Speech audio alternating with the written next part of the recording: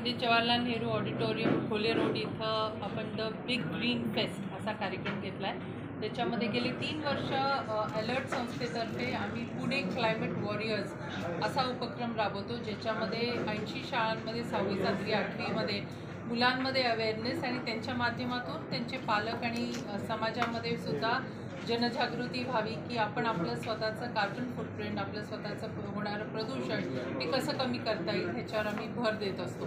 तर त्याचा सांगता कार्यक्रम हा 18 जानेवारीला होणार आहे।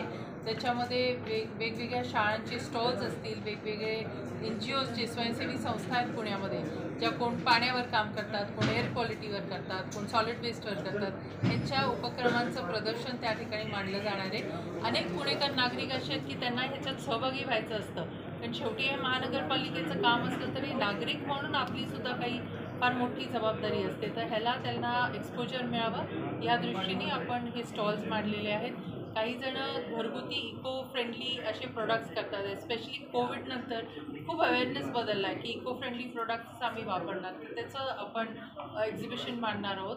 मग काही पर्यावरण उद्देशाने तिथं भाषणं ठेवलेली आहेत, ज्याच्यामध्ये पुण्याच्या सिमेंट जंगलच आहे आता पुणे शहर, त्याच्या आजूबाजूला कसे बायोडायव्हर्सिटीचे हॉटस्पॉट्स आहेत, त्याचप्रमाणे शिवाजी महाराजांच्या काळामध्ये त्यांनी जे गड किल्ले बांधले ते कसे पर्यावरणपूरक बांधले याच्यावर प्रेझेंटेशन असणार आहे।